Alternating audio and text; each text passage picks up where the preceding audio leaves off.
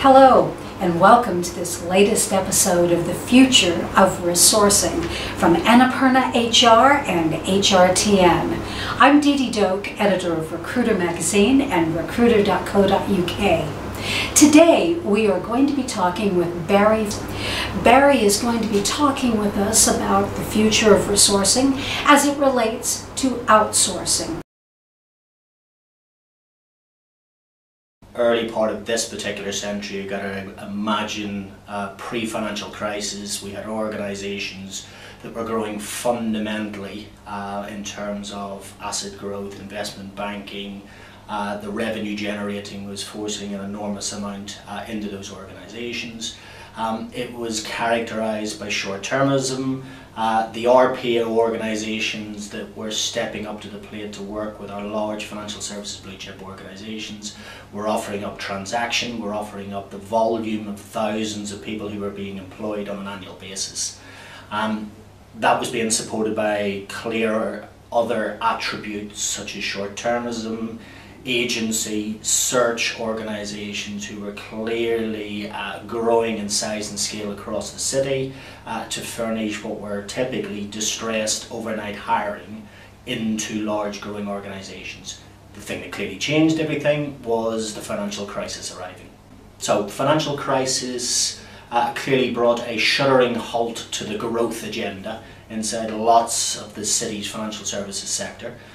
With that being the case, it was a very clear sense of an attack on the revenue generation around the investment bank primarily, a de-risking of the products that existed in there, and then a real sense that organisation, infrastructure, logistics had grown so large to furnish these large organisations required to be scaled back enormously. With that being the case, it was very much a contracting market. It was very much about looking at infrastructure to be outsourced and offshored to global hubs, and a much smaller investment banking organisation that was contracting by tens of thousands per annum. With that in mind, the rules of engagement with the RPOs and with the other recruitment partners began to change forever. The underpinning transactional model based on volume had died a death. The commercial reality, therefore, between these organisations and the recruitment partners required a very different paradigm, a very different mindset in terms of going after the key revenue generators at the front end and those people at the logistical infrastructure end who could make a difference to organisations that were growing in shape and size. That meant that deals that were historically struck around transaction needed to be eradicated. Across the city was a very clear sense of review on those arrangements that had taken place throughout those years. Change in commercial requirement, a very clear sense that a different set of behaviours based upon expertise were required to be driven into each of these organisations. Other disruptive forces had clearly arrived that needed to be factored in. The enormous upsurge in recruitment technology was something that provided size and scale and expertise in the organisation. But you have to remember that one of the things that was clearly diminishing was the investment appetite amongst financial services organisations. With that in mind, creativity around a new commercial arrangement meant that they were asking the RPO specifically to invest in infrastructure and expertise and driving the commercial arrangement in a very different way than it had historically, where it was primarily about transaction. The agenda became much more complex. So if I take earlier, we talked about it, a pure volume being crude, bums on seats agenda, to one where quality became paramount. What therefore began to emerge as requirements from big, large organisations were several things. One was a real true dialing up of sourcing techniques that allowed you to go after not just the active market but the passive market, with those who could make a fundamental difference would be inhabited, would be in other organisations. There was a clear dialing up of the large black hole around the candidate experience that had emerged. Applicant tracking systems for the first few years were very much about dealing with volume per job, but were having a very clear detrimental effect upon the whole experience that the market was perceived in getting from a particular employer. With that in mind, there was a clear dialing up of some of the core marketing skills that you get around branding, around the whole employee proposition that was out there, that was never in the toolkit of both recruiters and certainly not RPOs, where you had a very strong legacy of operational delivery, but a huge lack of modern skill sets required to differentiate a market that was dominated by several thousand people to be hired than one where it was only 700-800, and those 700-800 had to be very key skills. So taking the now in terms of that response, where do you think there could have been change or better change where there hasn't been? I think the change that came upon the market, like a lot of things, forced a massive reaction. So there has been an inbuilt level of frustration with recruitment partners that large organisations have experienced. There were several examples, one very primary one around a global RPO that could provide economy of scale on a global basis. That proved clearly, I think, to be at risk in relation to a quality driver per region. So what is not evident at the moment, and where organisations are having to be creative, of course, is this grand global player that they can partner with across what is a contracting world of finance that's going on. I would imagine we're probably 2, 3, 4 years away from the sell side in the RPO world getting into a position to be able to offer that up credibly, strongly in each region that the large financial service organisations operate within. At the moment, that's being covered by a very clear global framework that's being built inside these organisations that covers much more than transactional delivery, but is now beginning to cover off a wealth of other things like a technology roadmap that's applicable across the globe, such as sourcing techniques, an employer brand that's owned by the business but might be executed by the RPO partners. You're getting a very clear sense that what we don't want anymore as organisations is a them and us distinction, but a very clear extension of a recruitment partner regardless of who employs them. There's a very clear sense that the prize from a cost saving and qualitative point of view is there to be had at the most senior business critical arena for each of the organisations. So that you are seeing now a lot of disruption that I think will become a very clear trend that sees organisations build search capability at the senior end and own it. I think that'll have an impact on that part of the market, which is beginning to happen. I think elsewhere, there's a very clear sense that the expertise issue will drive solutions that are very bespoke to organisations, such as how do you build community around your brand? How do RPOs gear themselves up to utilise technology that's scalable? There's a lot of technology out there from startup, typically American organisations as they progress across the Atlantic, but how do you make those applicable globally in what is an incredibly complex landscape? So I think we're going to see some very clear, clever pieces of work that are driving new skill sets around that recruitment marketing arena. I think you're going to see much clearer ownership around the business critical element that businesses are not going to outsource.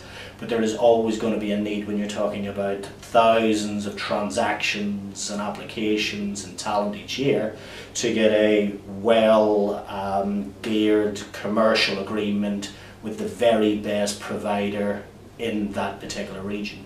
I think there's going to be a couple of things. I think you're getting a reaction to what has been that sort of recruitment advertising 1.0, which has been about a focus on career websites, which has been a very clear sense of a bright, breezy, values-driven message to the market. Organisations have now had to come to terms with the fact in a very social world that those walls are made of paper. People now talk, and there's going to have to be a level of humility built into organisations that you can't hide some of the more difficult messages inside the organisation when going after the very best talent out in the marketplace in terms of what it's like to work here, what's on offer, what the culture looks and feels like is now a very clear and obvious thing. I think in terms of the institution of communities based around how you engage with these talent communities is absolutely key. And we see some brilliant examples in British industry that sits primarily outside financial services. The organisation of financial services that takes the big risk of embracing social media without the fear factor of the regulator, of the openness agenda that is clearly contravenes everything that there is about atypical financial services, are the ones who I think are going to build a very compelling picture, especially in the skill sets where inside the organisation, beyond those who know the market and who know how to generate revenue, they're looking for people with skill sets that are not typically ones that have grown up inside your predictable financial services organisations. And so there's a real challenge of how you deliver the organisation going forward, how you communicate that, how you engage with people who are not typically looking at this as their top 3 brands, and really entice them with a very compelling argument about, you know, what it's like to work here. I think organisations, despite everything I've said and an enlightened agenda that's going forward, are still very focused on the bottom line, are very focused that the recruitment agenda in some organisations is very clearly a cost one, and we have to be honest that that is still there, and still an argument that's had with those who run each of the organisations. So RPOs provide a valuable level of scalability, a high level of ownership that is incredibly seductive for organisations going forward. If the proper RPOs can emerge, who can take the right commercials, the right quality of team, you know, around them to deliver the basics of recruitment and supplement that with a level of expertise that treats a client as a very clear extension of them, bringing solutions, you've got an incredibly powerful tool going forward.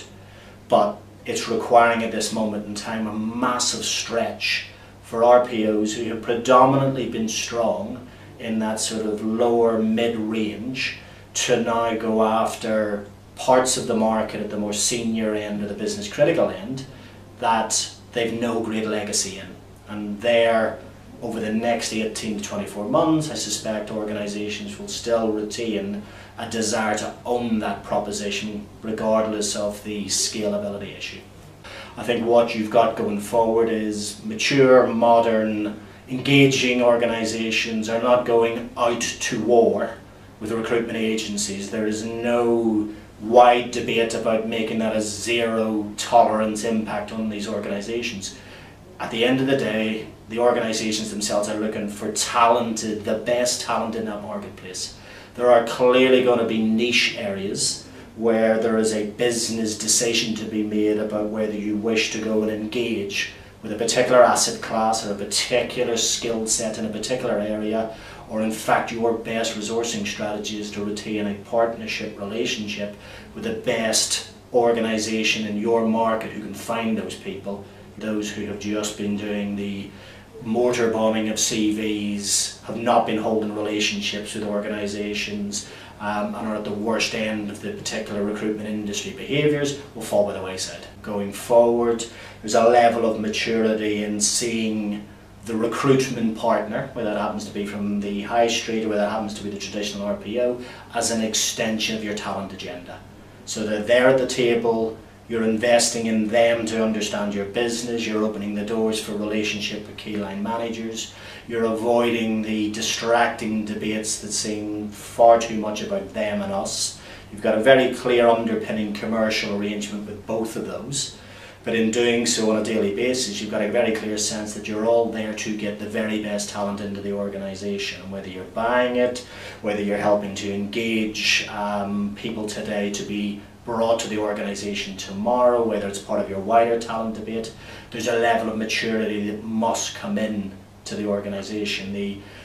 We have an opportunity, I think, generationally, where those who've grown up with senior headhunters as their friends from the golf course are now being replaced by a generation from the Facebook, where they have already ready-made contacts, they already have the ability online, they already have the ability to be able to go in and find people.